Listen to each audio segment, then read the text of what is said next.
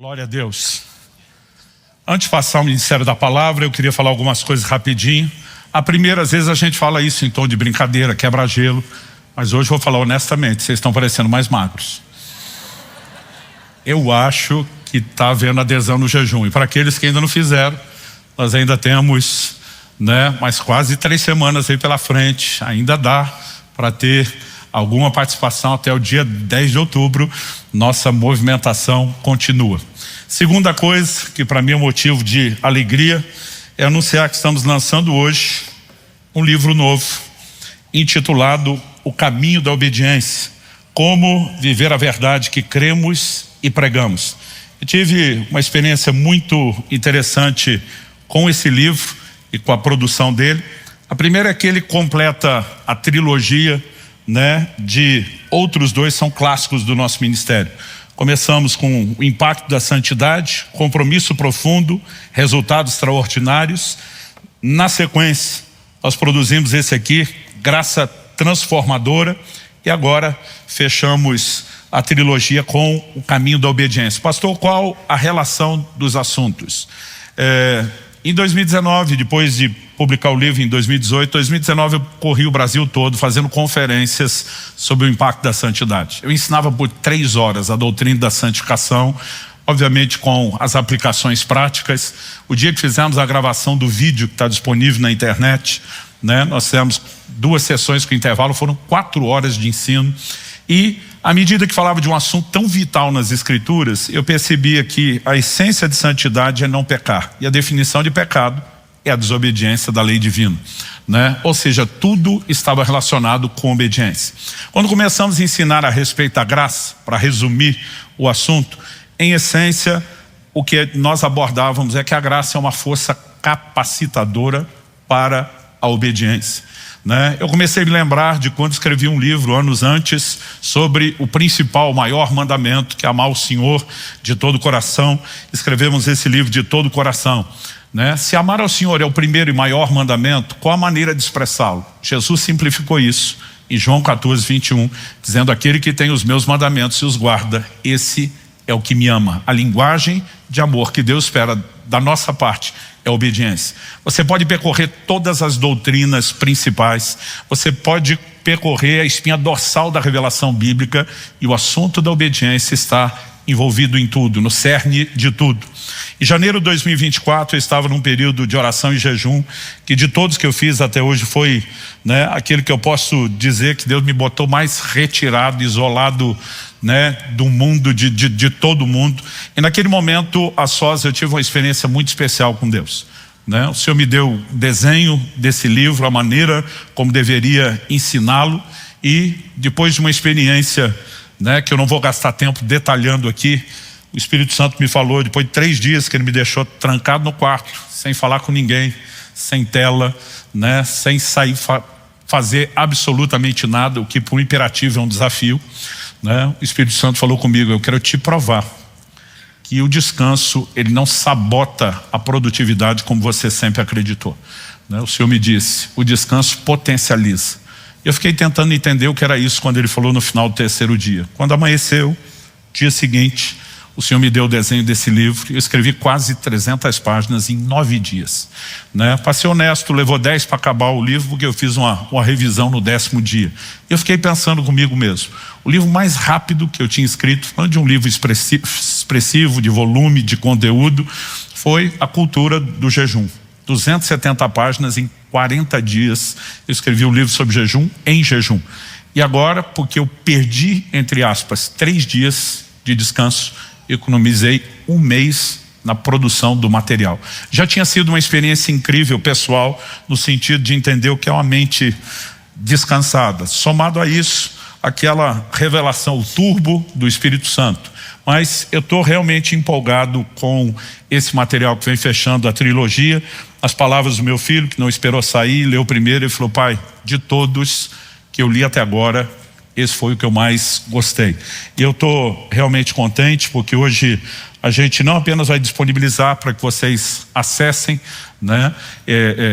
saiam aí já na frente, antes da divulgação do livro para fora, mas em cada um dos cultos que nós temos agora, já começamos no anterior, em todos os 5 cultos eu vou ficar assinando os livros ali, enquanto tiver gente, enquanto tiver fila.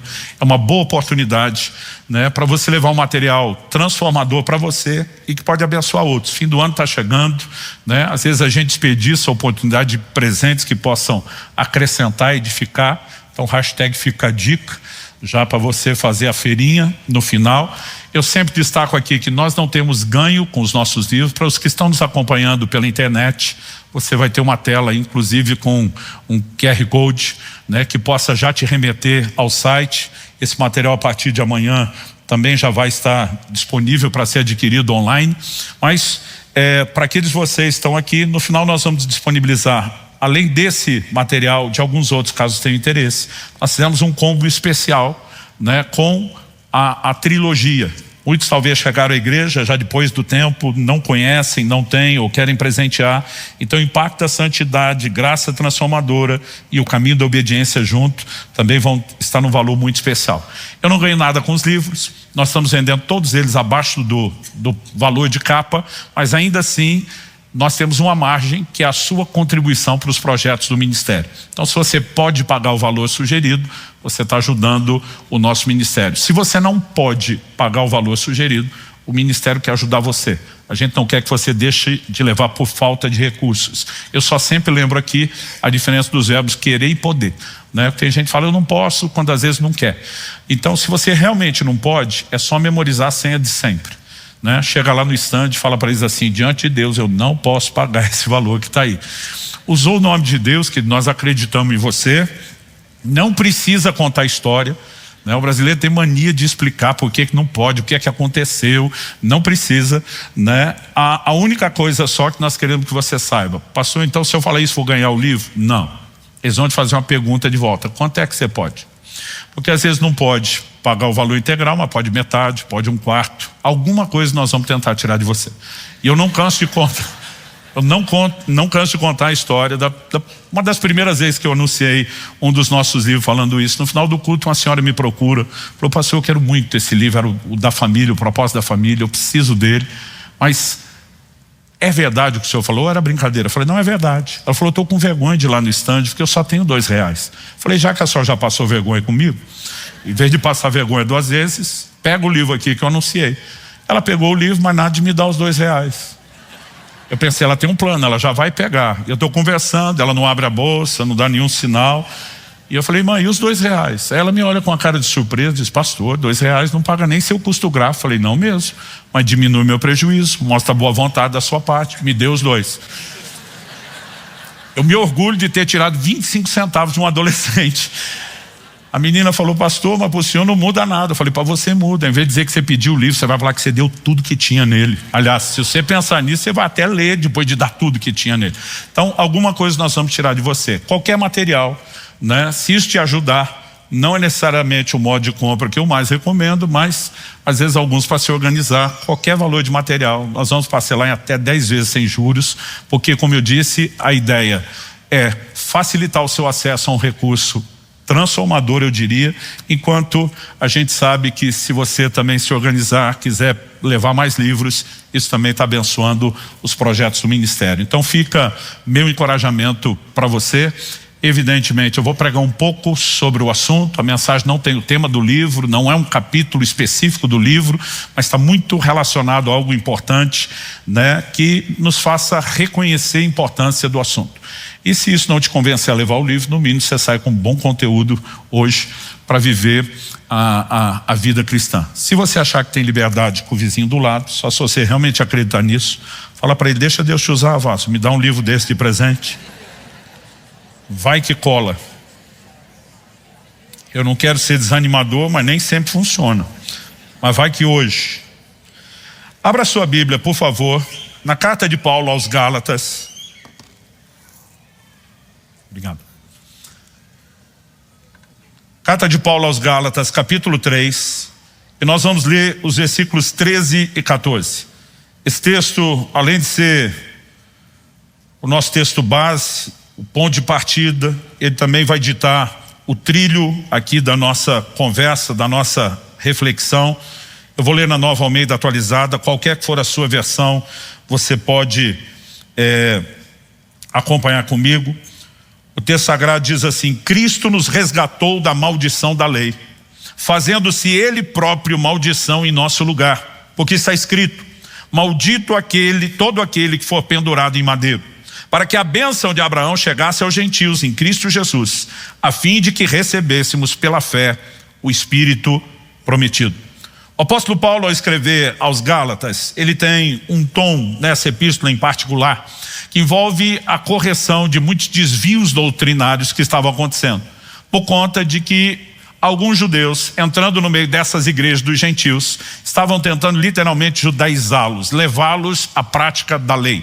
O apóstolo Paulo, um proclamador da nova aliança, da revelação da graça, de toda a mudança, não apenas de sacerdócio, mas de lei, que acontece, com a vinda e a obra de Cristo consumada na cruz, ele se posiciona firmemente contra esses desvios doutrinários. E ele começa a não apenas trazer orientações, mas enquanto orienta, enquanto corrige, Paulo cria algumas ideias e conceitos de toda a progressão da revelação do plano de Deus, começando do Antigo para o Novo Testamento, da Velha para a Nova Aliança. E aqui nesse texto nós temos pelo menos 3 expressões que eu definiria elas como chaves para que a gente entenda essa mensagem. A primeira delas é a palavra maldição. A segunda, a palavra bênção. Ele no verso 13 fala que Cristo nos resgatou da maldição da lei, mas além de falar da nossa, a Bíblia diz na sequência que Ele se fez maldição em nosso lugar. E nós vamos, em primeiro lugar, meu primeiro tópico é construir um entendimento do que é essa maldição e do que significa ser resgatado da maldição. Segundo, não era remover a maldição para nos levar a um lugar neutro. O verso 14 diz: para que a bênção de Abraão chegasse aos gentios. Então é uma substituição, uma troca da maldição pela bênção. E bênção é a segunda palavra-chave no entendimento que nós precisamos adquirir aqui. E eu quero explorar em segundo lugar o que é que significa essa expressão, a bênção de Abraão. Nós também vamos gastar um pouquinho de tempo falando disso. Mas em terceiro e último lugar, nós precisamos entender a finalidade de tudo isso, porque Ele veio remover a maldição pela bênção, e como nós podemos viver tudo isso. No final do verso 14, ele diz: a fim de que recebêssemos pela fé o Espírito prometido. E essa expressão, o Espírito prometido, será o nosso terceiro tópico a ser avaliado na construção do entendimento dessas verdades. E, embora o texto não mencione de forma clara obediência, eu quero demonstrar para você, pela palavra de Deus, que tudo aponta nessa direção. E o tema da minha mensagem hoje é a bênção da obediência. Daqui a pouco vou explicar a distinção entre o singular e o plural. Não vou falar sobre as bênçãos da obediência, vou falar sobre a bênção da obediência. Então, dito isso, eu quero começar pelo primeiro aspecto. Quando o apóstolo Paulo fala de maldição, o que exatamente ele está falando? É evidente que ele menciona pelo menos 2 coisas. Uma é que Cristo nos resgatou da maldição da lei. Era a maldição que nos tocava e ela está relacionada à lei. Mas é que para fazer isso, ele também diz que Ele se fez maldição em nosso lugar. Mas ele não apenas menciona que Cristo se fez maldição, mas ele vai dizer porque está escrito.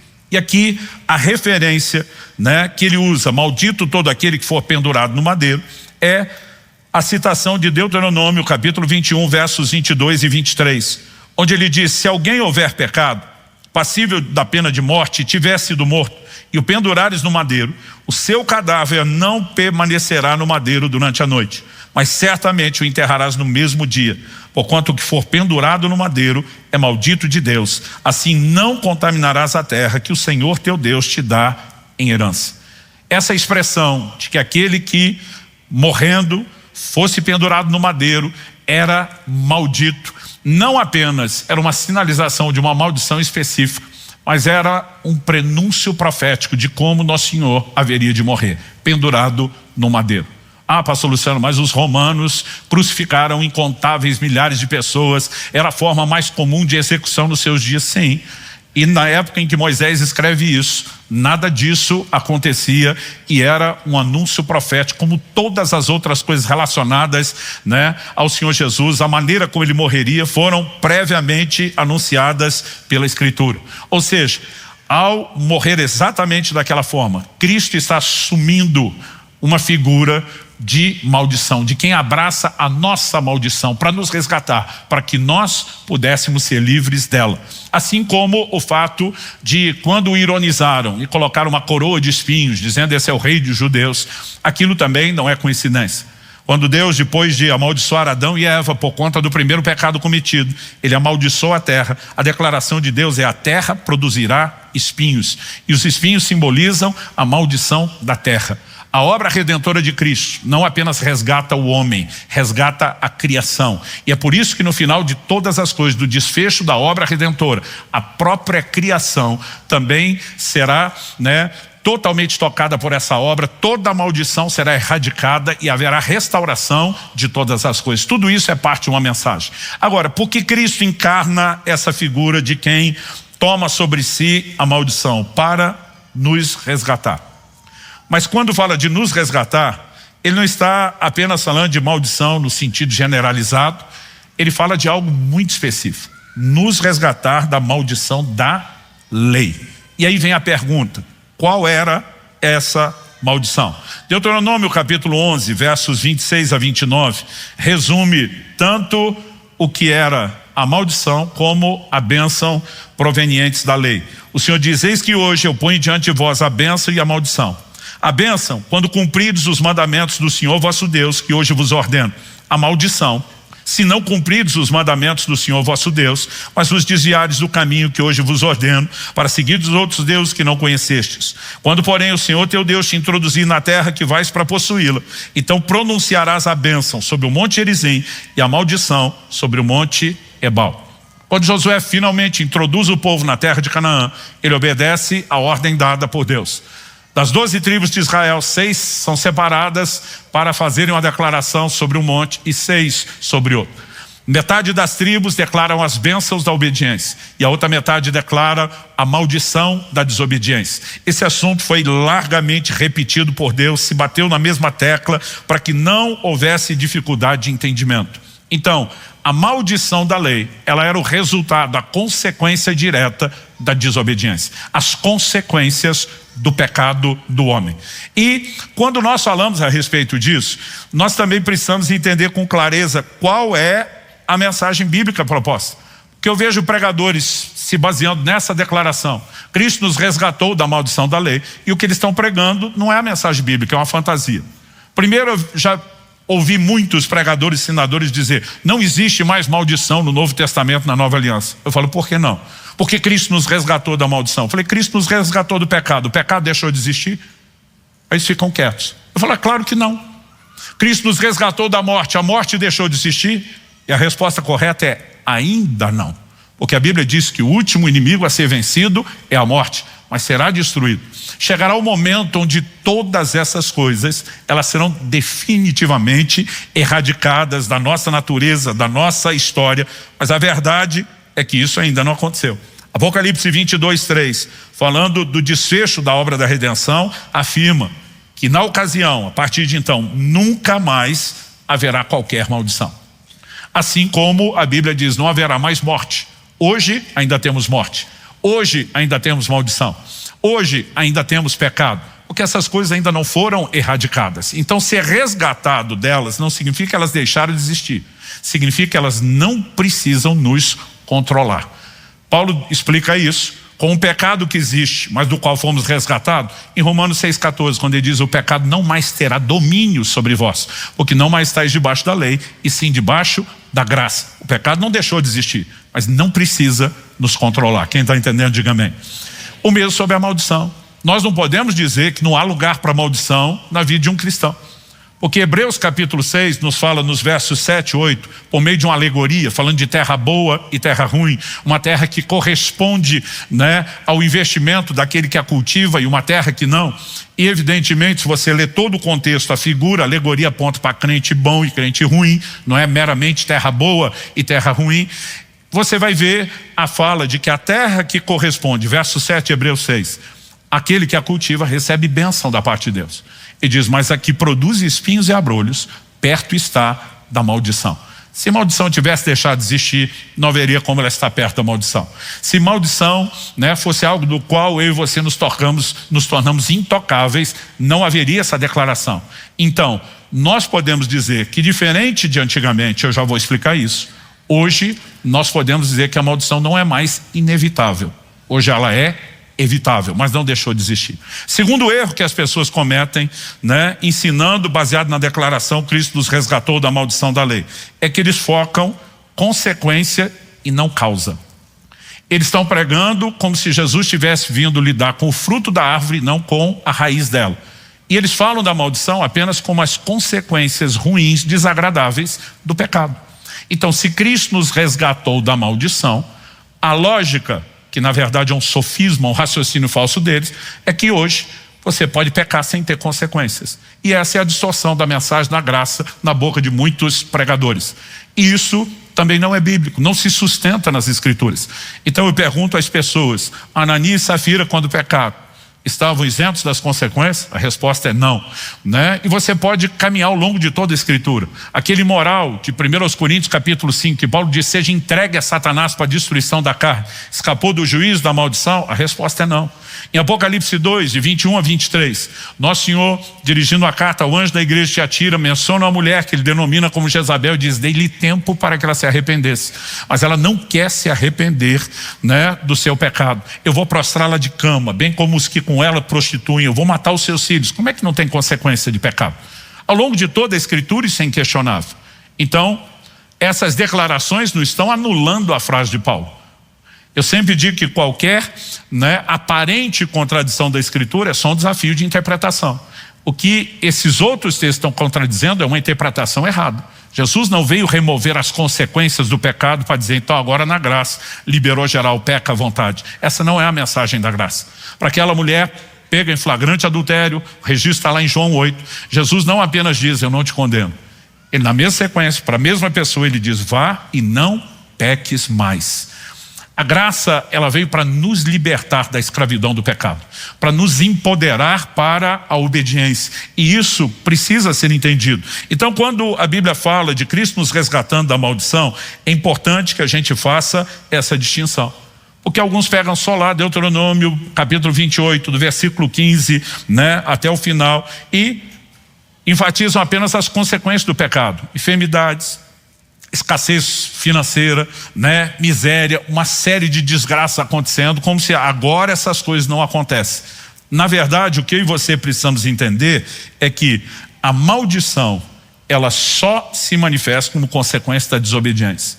E Deus veio tratar com a incapacidade do homem de obedecer, para que nos empoderando à obediência, a consequência seja bênção e não maldição. Mas ele não veio remover as consequências e maldição ainda não deixou de existir. Se o que gerava a maldição era a desobediência, Deus mirou a causa e ele veio oferecer um remédio para isso. Evidente, quando você olha para a condição do homem depois da queda, que era um problema, eu vou explicar daqui a pouco, de natureza, ele não conseguia resolver a sua incapacidade de pecar. Mas Deus tinha uma solução. E se a desobediência era inevitável, a maldição, como a sua consequência, ela também era inevitável. E o que Deus faria era tornar evitável tanto a desobediência como a sua consequência da maldição. Isso nos remete à solução que Deus preparou. E agora eu quero, em segundo lugar, falar sobre a bênção de Abraão e o que isso significa. Então vamos fazer o mesmo questionamento que fizemos sobre a declaração da maldição. O que o apóstolo Paulo estava falando? O mesmo nós precisamos entender sobre a bênção. Que bênção Paulo fez referência? Quando ele coloca o adjetivo bênção de Abraão, ele está sinalizando uma coisa específica, registrada em Gênesis capítulo 12, verso 3.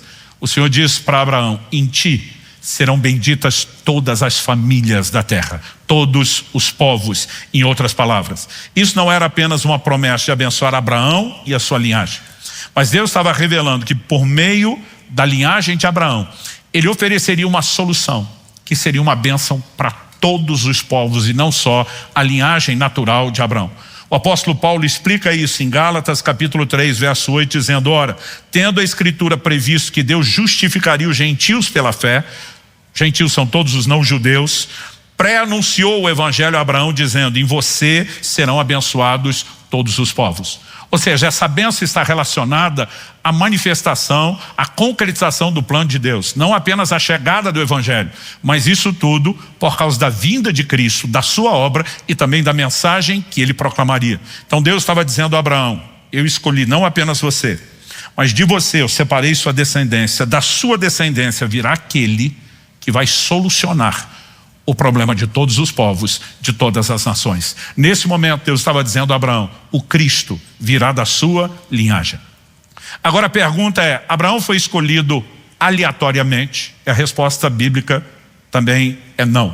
Ele foi escolhido por um motivo que Deus faz questão de destacar.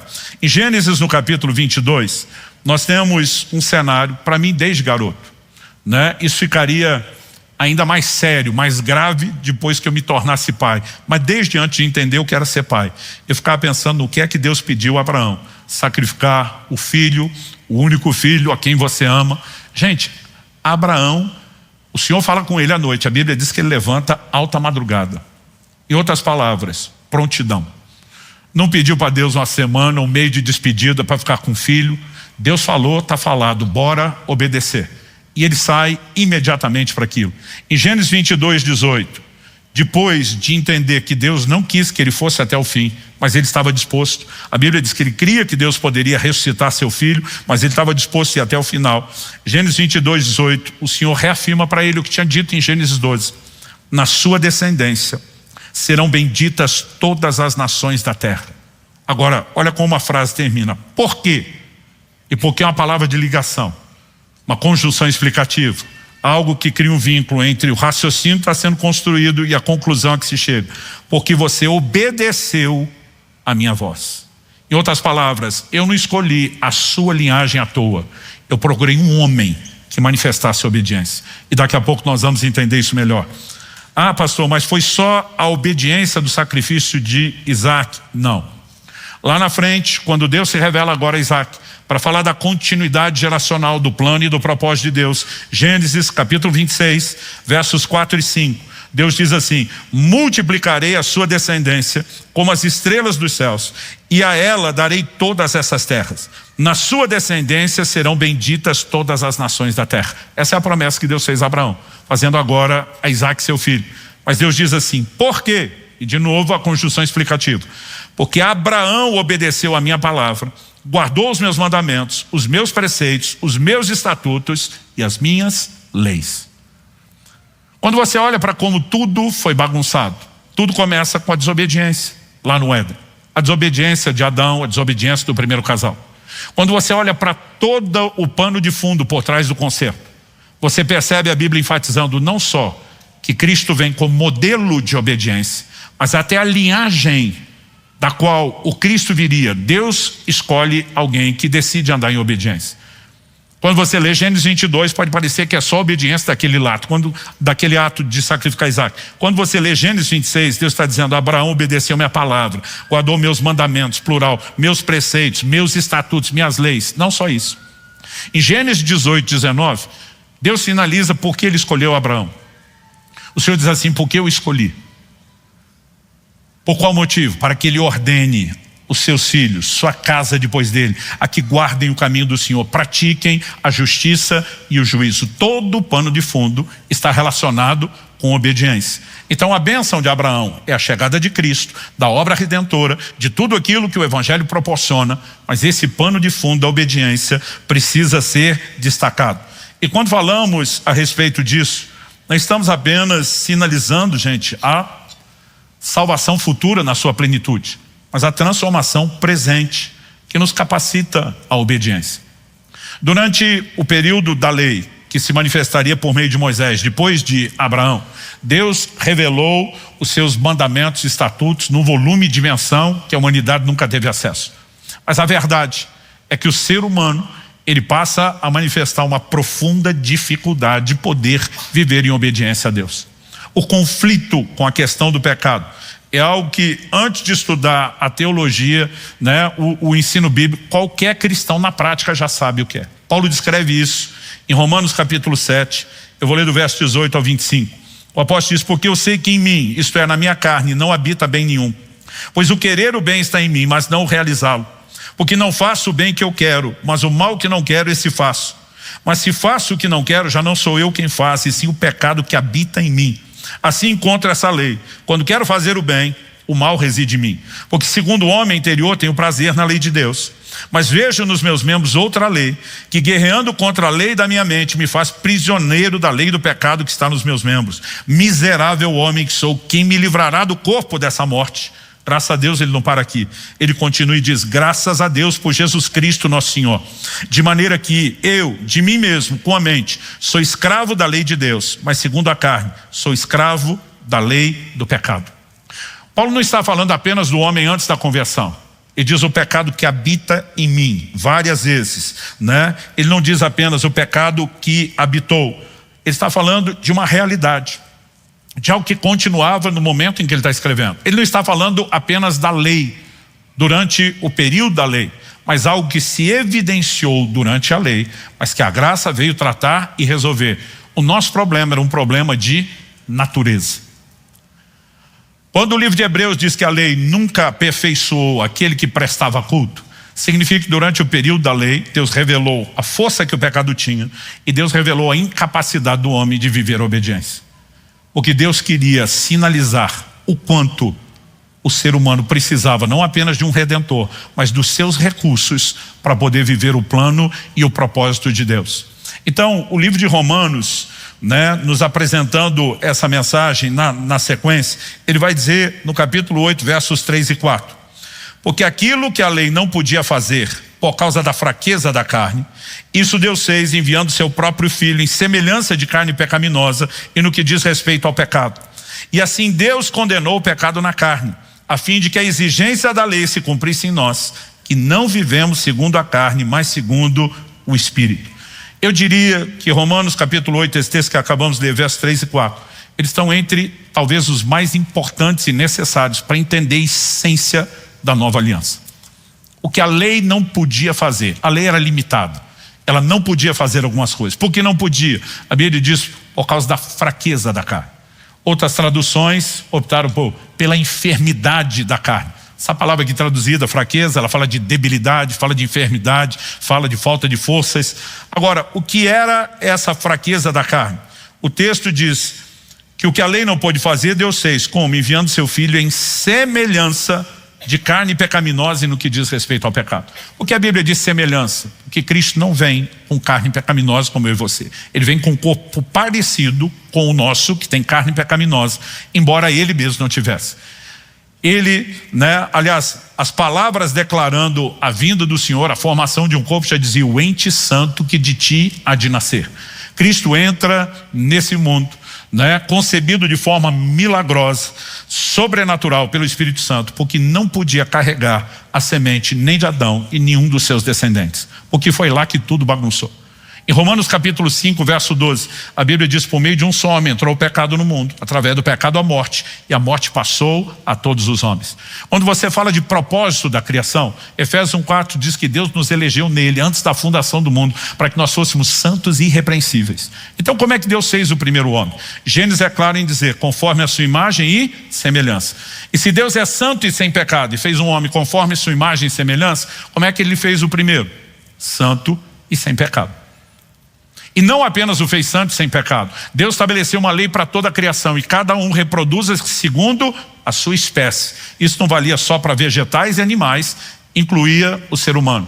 Significa o quê? Que ao criar o primeiro parecido consigo, estabelecê-lo como um protótipo, uma matriz reprodutora, o que é que Deus esperava de todos nós que viríamos a partir do primeiro, da matriz reprodutora? Que todos nós fôssemos santos e sem pecado. O problema é quando o homem peca, ele deforma o molde, o protótipo. Embora o protótipo já não seja o mesmo, ele continua debaixo da mesma lei, cada um reproduza conforme a sua espécie. A partir desse momento, o homem que permitiu que o pecado entrasse reproduziria seres semelhantes a ele, pecadores por natureza. É por isso Salmo 51:5 diz: eu nasci em iniquidade, em pecado me concebeu minha mãe. Salmo 58:3 diz: os ímpios se alienam desde a madre, desde que nascem proferem mentiras. A verdade é que eu e você já nascemos com defeito de fábrica. A produção em série foi comprometida lá na primeira matriz. Então a necessidade da vinda de Cristo não era apenas ter alguém que perdoasse a linhagem do primeiro Adão. Deus diz: eu vou mandar um outro protótipo, uma outra matriz reprodutora. É por isso que o apóstolo Paulo enfatiza com clareza a diferença entre o primeiro e o último Adão, em 1 Coríntios 15, de 45 a 49. Eu gosto que, embora em algum momento Cristo é chamado de o segundo homem, a maior parte do tempo é chamado de o último Adão. Por quê? Se o primeiro falhou, houve a necessidade de um outro. Mas Cristo não seria só o segundo, seria o último, porque ele não falharia. Ele cumpriria a proposta para a qual foi enviado, ser uma nova matriz reprodutora. Como é que a coisa estragou? Por nascimento. Eu e você já herdamos uma natureza pecaminosa. Como é que Deus decidiu consertar? Por nascimento, mas nos fazendo nascer de uma outra matriz reprodutora. É por isso que Jesus explica para Nicodemos: se alguém não nascer de novo, não pode entrar no reino de Deus. Nascer de novo não é nascer segundo a carne, e a Bíblia explica isso. Porque se eu e você nascêssemos de novo do mesmo jeito, como Nicodemos inicialmente imaginou, a gente ia viver o loop, a repetição de sempre herdar aquele gene comprometido do primeiro Adão. Quando a Escritura nos mostra que esse novo nascimento é uma obra espiritual, 1 João 3,9 diz: a semente de Deus permanece em vocês. A palavra semente, você consulta lá no original grego, é sêmen. Ela não fala só da semente humana, fala de todo tipo de semente. É aquilo que traz um código genético. Com qual propósito? Reproduzir uma natureza. 2 de Pedro 1,4 diz: a fim de que vos torneis participantes da natureza divina. O que Cristo viabilizaria por meio da sua vinda era a possibilidade de nascer de novo, de receber um novo código genético, uma nova natureza. Pastor, e a velha sumiu? Ainda não. E aqui nós temos o desafio do crente. Um dia isso vai acontecer. Aliás, se você observar toda a narrativa bíblica da redenção, envolve isso. O pecado entrou pela carne, Deus manda Cristo em semelhança de carne pecaminosa. Por quê? O texto de Romanos 8 nós lemos, diz que Deus condenou o pecado na carne. O pecado entra pela carne, perpetua pela carne. Tinha que ser condenado na carne, na primeira vinda de Cristo. E o que acontecerá na segunda vinda de Cristo? A Bíblia diz que mortos ressuscitam, os vivos são transformados. Nós teremos o que a Bíblia chama, que nós estamos aguardando, diz lá Romanos 8, 23, a redenção do nosso corpo, que é a glorificação. Chegará o dia onde haverá erradicação dessa natureza pecaminosa, mas isso ainda não aconteceu. A minha e a sua carne continua carregando essa natureza. Por isso que Paulo fala: o pecado que habita em mim. E o seu espírito, que nasceu de novo, recebeu a nova natureza, não desencarnou, não desincorporou, deixando o corpo para um lado para viver livre para o outro. Então esse espírito, nascido de novo com a nova natureza, ele está dentro da gaiola. Paulo em Romanos 8 chama de cativeiro da corrupção.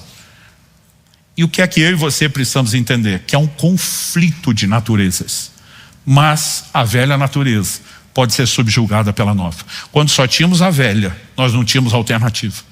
Agora que temos a nova, apesar do conflito, nós temos recursos para parar de desobedecer. E aí eu e você precisamos entender isso na perspectiva que nos é apontada. Olha o que Paulo diz em Romanos, no capítulo 5 e no verso 19. Ele resume desde a queda até a obra de Cristo, falando de desobediência e de obediência. Isso é tema central na Escritura, gente. Porque como pela desobediência de um só homem, muitos se tornaram pecadores, assim também, pela obediência de um só, muitos se tornarão justos. A desobediência de um estragou, a obediência de outro veio consertar. A desobediência de um se tornaria o padrão que seria reproduzido.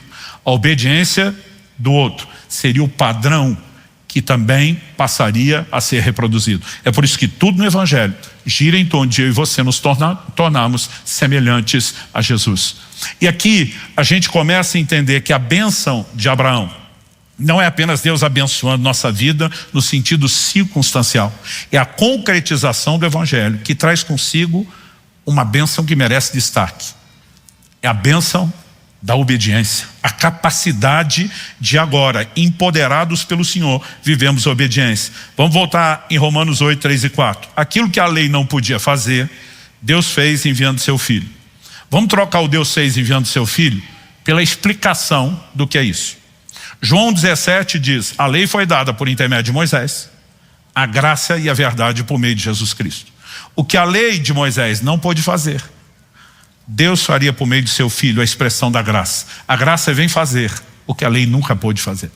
E é por isso que eu digo às pessoas, nós não podemos limitar a ação da graça a perdão de pecados, porque perdão de pecados já tinha na lei, e a lei fazia isso. O que a graça oferece é o que a lei nunca pôde oferecer. A lei não podia aperfeiçoar, não havia transformação. Mas na graça, segundo aos Coríntios 3:18 diz que o Espírito nos transforma de glória em glória na imagem do Senhor Jesus. A graça proporcionou ao homem viver transformação, ou seja, poder quebrar a força dessa velha natureza. Aí eu vejo os pregadores da graça que querem dizer que não tem mais maldição, né? Ou seja, não tem consequência da lei. Eles também querem pregar que não tem mais lei. Ao fim da lei é Cristo, Romanos 10:4. A Bíblia não está dizendo o fim de toda e qualquer forma de lei, está falando de uma lei específica. E você entende isso porque a Bíblia que nos contradiz diz em Hebreus 7:12 que onde há mudança de sacerdócio, e lá a Bíblia está falando que o sacerdócio levítico de Moisés foi substituído pelo sacerdócio de Cristo, onde a mudança de sacerdócio é a mudança de lei. Ou seja, Cristo, o novo sacerdote, trouxe uma nova lei. É por isso que Paulo, o mesmo Paulo que escreveu que o fim da lei é Cristo, ele diz em 1 aos Coríntios 9, capítulo 9, verso 21, não estando sem lei, mas debaixo da lei de Cristo. Ou seja, para que a exigência da lei se cumprisse, o que era a exigência da lei? Obediência. Aquilo que era impossível antes, viver plena obediência, agora por meio da graça, seria possível. A Bíblia não está dizendo que seria desnecessário e que agora a gente não precisa mais obedecer e que se desobedecer está tudo bem. Aqui a Bíblia está dizendo que a obediência se tornaria viável. Cristo é o modelo de obediência. E nós devemos reproduzir aquilo que Ele é. Eu honestamente não consigo entender como alguém pode proclamar um evangelho onde a obediência é opcional ou desnecessário. Ela é o cerne de tudo aquilo que Deus vem trabalhando. Então a bênção de Abraão era não apenas sermos alcançados com uma salvação futura, mas ao longo desse processo sermos capacitados para reproduzir aquilo que de maneira simbólica Abraão já demonstrou e Deus destaca como obediência, mas que o seu descendente viria manifestar de forma plena. A obediência se tornaria viável para mim e para você. Eu vejo alguns desses pregadores da graça e a maneira que eles falam parece que Cristo veio nos resgatar da lei, que a lei era o problema. Gente, o problema nunca foi a lei, o problema era o ser humano. Cristo veio nos resgatar do pecado. O problema era a nossa natureza pecaminosa. Aliás, o apóstolo Paulo em Romanos 7:16, 1 Timóteo 1:8 chama a lei de boa. O problema era a natureza. Efésios 2 diz que nós éramos por natureza filhos da ira, filhos da desobediência. Era um problema de natureza. Aliás, Deus já tinha anunciado na antiga aliança em Jeremias 13:23. O Senhor pergunta, pode por acaso o leopardo remover as suas manchas? A resposta implícita é não. Deus diz assim como ele não pode. Nem o etíope mudar a cor da sua pele. E aí não importa se Deus está falando de um animal, de um ser humano, Ele está falando que não se muda a natureza. Deus diz para a nação de Israel, da mesma forma, vocês também não podem deixar de fazer o mal. Deus estava dizendo, fazer o mal, pecar, é um problema de natureza. Então o homem jamais poderia resolver isso, a não ser o momento específico onde Deus manifestaria por meio de Cristo uma solução, o novo nascimento, que nos daria uma nova natureza. E eu e você precisamos, de fato, entender o que é que Jesus veio fazer. Ele veio tornar possível a obediência. Por isso ele disse, como eu afirmei antes, para aquela mulher apanhada em flagrante adultério, eu não te condeno de pecados passados, mas vai e não peques mais, pare de pecar. A mesma graça que remove a condenação de pecados já cometidos, nos empodera para parar de pecar, ou seja, andar em obediência. Eu não sei você, mas eu fico empolgado demais com essa boa nova do Evangelho. Antes nós tínhamos um rótulo, filhos da desobediência.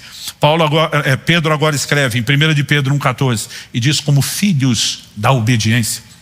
E diz, abandonem os sentimentos, as paixões diante, sejam santos em todo o vosso proceder, porque está escrito, sede santos, porque eu, o próprio Deus falando, sou santo. A capacidade de viver santidade é possível agora para os filhos da obediência. Mas pastor, como se desfruta e vive isso? Se fosse algo automático, eu e você não teríamos as dificuldades que temos do dia a dia. e não haveria um chamado à ação. Aconteceria tudo espontaneamente. Então isso nos remete ao meu terceiro e último tópico, onde encerro: o Espírito prometido. Eu tenho questionado muito, desde que comecei a falar de santidade e de graça, tentando ajudar as pessoas a entenderem o que é que mudou da antiga para a nova aliança. Tem gente que fala de um jeito que parece que quem mudou foi Deus. Que na antiga aliança Deus era ranzinza, malvado, matava todo mundo, tinha dó nem piedade de ninguém, mas que de alguma forma de lá para cá ele se converteu. E apareceu o modo paz e amor: não, vim de boa, agora está tudo tranquilo, vocês podem esculhambar que eu não estou mais bravo. Gente, um dos atributos primários de Deus é a imutabilidade. Malaquias 3,6, Deus diz: eu, Senhor, não mudo.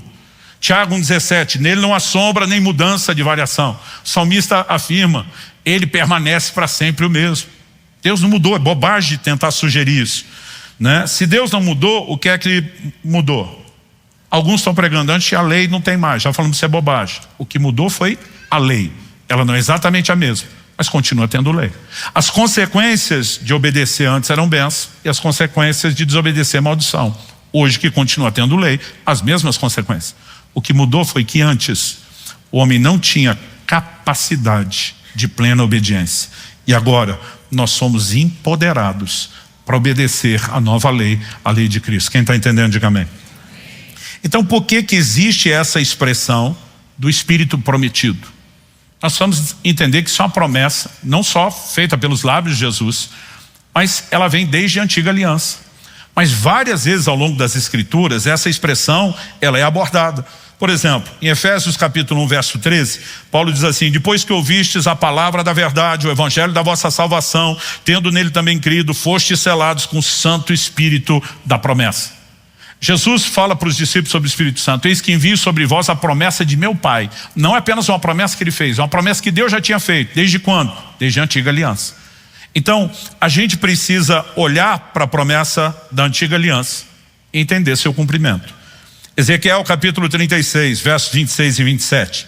O Senhor diz: dar-vos-ei coração novo, e porei dentro de vós espírito novo.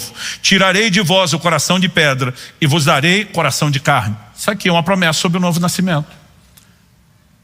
Quando Jesus é questionado sobre por que Moisés permitiu o divórcio na lei, ele diz: pela dureza do coração, coração de pedra. Uma natureza que não era mudada, não era transformada. Mas Deus está dizendo: ei, vai chegar um tempo onde eu vou resolver isso. Eu vou tirar o coração de pedra e dar um de carne. Eu vou dar um coração novo, um espírito novo, novo nascimento, nova natureza. Mas não para aí. Não bastasse isso, o Senhor diz: e porei dentro de vós o meu espírito, e farei que andeis nos meus estatutos, guardeis os meus juízos e os observeis. Porei dentro de vós o meu Espírito. Quantos são gratos pelo Espírito prometido? Agora, o Espírito Santo não veio, querido, apenas para te dar poder para testemunhar. O Espírito Santo não veio apenas para trazer os dons para que você flua para a edificação dos outros. Não veio apenas para trazer direção na sua vida e as marcas do sobrenatural.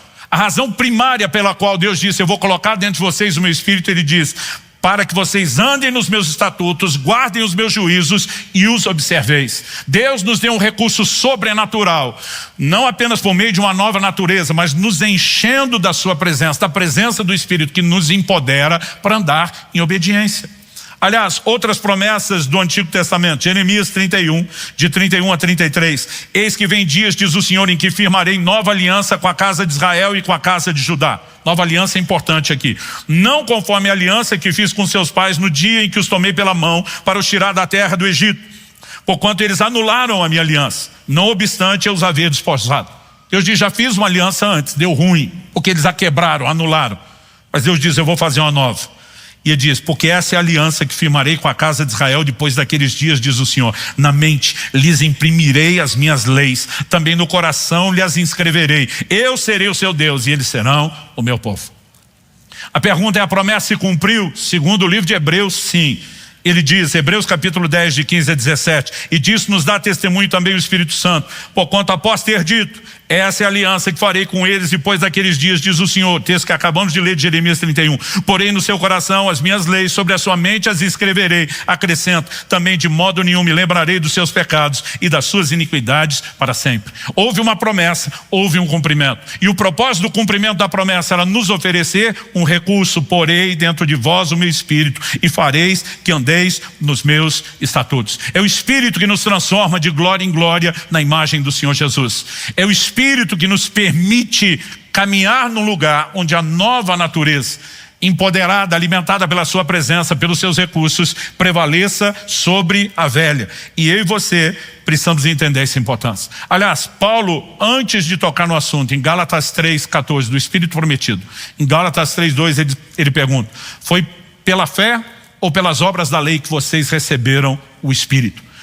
Sabe, essa perspectiva de receber o Espírito é um ponto central no desenvolvimento de tudo aquilo que eu e você temos que viver. E para encerrar essa ideia de como o Espírito nos capacita, nos empodera para isso, eu quero que você vá rapidamente comigo para Romanos capítulo 8.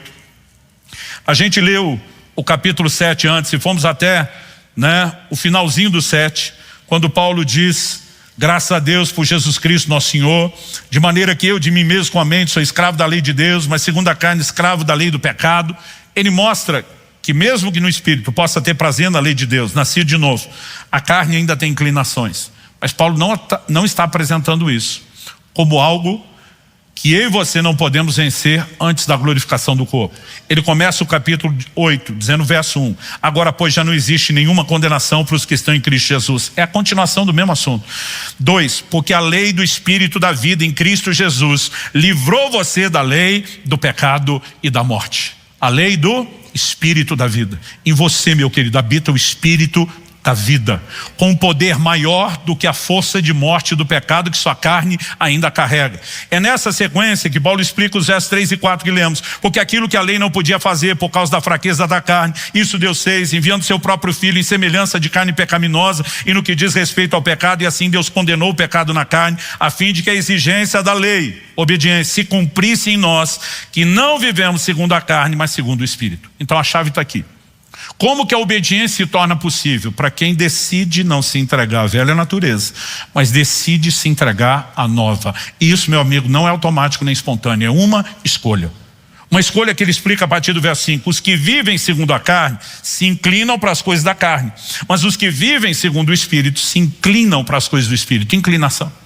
Outras traduções, a partir do verso 6, vão usar a expressão pendor, que é um sinônimo de inclinação. Pois a inclinação da carne é morte, mas a do Espírito é vida e paz. Porque a inclinação da carne é inimizade contra Deus, pois não está sujeita à lei de Deus, nem mesmo pode estar. Portanto, os que estão na carne não podem agradar a Deus. Vocês, porém, não estão na carne, mas no Espírito. Se de fato o Espírito de Deus habita em vocês, e se alguém não tem o Espírito de Cristo, esse tal não é dele. Ou seja, não há nem como ser de Jesus sem ter o recurso do Espírito prometido, mas quando ele vem para fazer a diferença. Mas como eu disse, no automático. Ela depende da escolha que você fazemos da inclinação. Mas olha o verso 10 e 11. Se porém Cristo está em vocês, o corpo na verdade está morto por causa do pecado, mas o Espírito é vida por causa da justiça. Verso 11. Se em vós habita o Espírito daquele que ressuscitou Jesus dentre os mortos, esse mesmo que ressuscitou Cristo dentre os mortos, vivificará também o corpo mortal de vocês, por meio do seu Espírito que habita em vocês. Aqui Paulo está falando de duas coisas. Uma delas, o advento final de transformação do corpo pelo poder do Espírito Santo. Aquele mesmo que ressuscitou Jesus, glorificou o seu corpo, fará o mesmo conosco. Mas isso não é só uma promessa do futuro. Há um poder de vida do Espírito agora para parar a lei do pecado e da morte. Mas para isso eu e você temos que nos inclinar. É por isso que a Bíblia diz: encham-se do Espírito. É por isso que a Bíblia nos chama o tempo todo a vencer esse conflito com um único recurso. Em Gálatas, no capítulo 5, no versículo 16, o apóstolo Paulo diz assim: digo porém o seguinte, vivam no Espírito e vocês jamais satisfarão os desejos da carne. O que é vivo? Não frequente esse lugar de vez em quando. Não é só um culto ou outro, onde você diz fui cheio, uma vigília. Viva nesse lugar. Aliás, a frase de Paulo em Efésios 5,18, enchei-vos do Espírito. No original grego, eles têm uma conjugação que nós não temos no português. É ato contínuo. Se fosse traduzido de forma literal, ao pé da letra, alguns comentaristas dizem, significaria: encham-se, continuem a se encher e nunca parem de se encher do Espírito Santo. É um lugar onde nós devemos nos inclinar de forma permanente. E aí, meu amigo, você tem que entender a importância das disciplinas espirituais. Quando a gente diz tem que ler a Bíblia, não é só por causa de conhecimento. A palavra de Deus gera vida em você. Ela tem o poder de restaurar sua alma, de alimentar seu espírito, de despertar sua fé. Ou seja, quando eu e você, por meio da palavra, acessamos a informação de que é possível andar em obediência, não deveria ser mera informação. Se a fé vem por ouvir a palavra, isso precisa despertar em mim e você algo que nos permitirá acessar o sobrenatural, a capacidade de andar em obediência e vencer o pecado. Quando eu e você gastamos tempo em oração, o que é que nós estamos fazendo? Nós estamos quebrando a força da carne. Aliás, Jesus disse, vigiem e orem para que vocês não entrem em tentação. Quem inclina para aquilo que é espiritual está quebrando a força da carne. Tempo e oração, meu amigo, não é só para pedir coisa, é para quebrar a estrutura da nossa carne. Quando eu e você gastamos tempo na adoração, a Bíblia diz que Deus habita no meio dos louvores. A consciência da presença alimenta a nova natureza, nos enche do espírito, enfraquece a carne. E de todas essas, a que nós mais precisamos resgatar nesse momento é o jejum, e nós vamos continuar batendo nessa tecla. O jejum não é só para resolver problemas, gente. O seu propósito primário é quebrar força e estrutura dessa velha natureza, para que a gente entre no lugar de sensibilidade e consciência da nova natureza. Quando a gente começa a entrar nesse lugar, e no mesmo Gálatas 5, que Paulo diz no 16, vivam no Espírito, jamais satisfarão os desejos da carne. Ele ainda vai afirmar nos versos 24 e 25, e os que são de Cristo Jesus crucificaram a carne com suas paixões e desejos. Se vivemos no Espírito, andemos também no Espírito. Ainda era adolescente, quando ouvi, lembro até hoje a frase de Valnice Milhomes dizendo, a carne não converte, tem que morrer. E a melhor forma de você arrebentar com ela é quando você se inclina para o lugar certo e deixa de alimentá-lo. Nós temos todas as chaves e recursos necessários, né? E eu aqui concluo dizendo a você o seguinte, o que a nova aliança veio nos proporcionar. Hebreus 8:6 diz que agora Jesus obteve um ministério tanto mais excelente, quanto é mediador de superior aliança, instituído com base em superiores promessas. Um ministério mais excelente, uma aliança superior e promessas igualmente superiores. Nós vimos que a lei já oferecia perdão. A nova aliança não vem fazer a mesma coisa, vem oferecer algo mais. O que nós temos nessa superioridade? O Antigo Testamento enfatizava, como por exemplo Deuteronômio 28, de 1 a 14, as bênçãos, plural, da obediência. Ou seja, obedeceu, essas bênçãos circunstanciais vêm como consequência. A nova aliança enfatiza a bênção singular da obediência. Não apenas as consequências decorrentes dela, mas a bênção de poder obedecer. E sim, inevitavelmente, colher mais bênçãos circunstanciais como fruto da obediência. Mas muito mais do que apenas as circunstanciais. Como eu disse, Deus não veio tratar com o fruto, Ele veio tratar com a raiz. Quando a gente olha os recursos oferecidos, tudo aponta uma direção. O propósito do Evangelho é claro. Por que é que Deus nos deu a graça, a revelação da palavra? Por que que eu e você fomos incluídos no que se chama eleição? Porque a obra do Espírito Santo em nós que estamos destacando. E aqui eu realmente encerro mencionando um versículo para cada um deles, a graça. Romanos 1:5, por meio dele, está falando de Cristo, viemos a receber a graça e o apostolado por amor do seu nome, para a obediência da fé entre todos os gentios. Graça para quê? Para obediência. Revelação da palavra, Romanos 15, 25 e 26. Ora, ao Deus que é poderoso para confirmar vocês, segundo o meu evangelho e a pregação de Jesus Cristo, conforme a revelação do mistério guardado em silêncio desde os tempos eternos e que agora tornou-se manifesto e foi dado a conhecer por meio das escrituras proféticas, segundo o mandamento do Deus eterno, para a obediência da fé entre todas as nações. Pastor, e a ação do Espírito, a eleição? 1 de Pedro 1:2, eleitos segundo a presciência de Deus Pai, em santificação do Espírito, para a obediência e aspersão do sangue de Jesus Cristo. Tudo aponta numa única direção. Quando decidi usar a expressão o caminho da obediência, é a ideia de apresentar um trilho de Gênesis a Apocalipse em todo o plano de Deus. E meu querido, nós precisamos entender isso. Eu espero que uma palavra como essa te encoraje. não apenas a sair daqui e repensar, mas é o tipo de assunto que a gente diz, eu tenho que compreender, eu tenho, que de fato acessar num nível mais profundo, não apenas para mudar a maneira de pensar, mas para estimular a fé, que nos dará acesso a todos esses recursos. É possível não apenas ter as bênçãos da obediência, mas nós fomos contemplados com a bênção da obediência.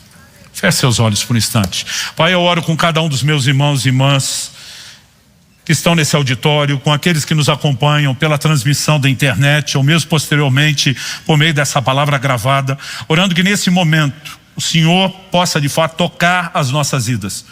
Nós oramos, ó Deus, pela capacidade de sair desse lugar não apenas com informação a ser avaliada, mas debaixo de despertamento espiritual, debaixo da ação poderosa e personalizada do Teu Espírito, que não apenas gera entendimento espiritual, mas aquela aplicação única da Tua palavra. Nós oramos pela capacidade de não só entender, mas de corresponder com o Senhor. Nós oramos que o que o Senhor começou continue e cresça, e que tudo isso nos leve ao lugar do cumprimento pelo qual a sua palavra tem sido liberada, gerar em nós correspondência, gerar em nós resposta, gerar em nós crescimento e avanço. Te somos gratos, porque sabemos que o Senhor nos permite ouvir algo como o que ouvimos, não para gerar culpa ou condenação naqueles que talvez estejam tropeçando no quesito obediência. Mais do que, ó Deus, imaginar que o Senhor estaria nos julgando pelo passado ou presente, nós entendemos que o Senhor nos permite ter uma nova proposta de futuro. Nos permite gerar alinhamento. E eu oro não só por uma firme decisão de usar os teus recursos para viver obediência na vida dos meus irmãos e irmãs, como eu oro que esse seja um tempo de conserto. Talvez para alguns de arrependimento, talvez para outros de aproximar-se ou reaproximar-se no ato de reconciliação para com o Senhor. Mas que de uma forma geral para todos nós seja a decisão de não mais viver como filhos da desobediência, mas sim como filhos da obediência, usando os teus recursos, inclusive, principalmente, o Espírito prometido que nos tem sido dado. Nós oramos em nome de Jesus. Se você crê e concorda, diga amém. Você recebe essa palavra, diga eu recebo em nome de Jesus.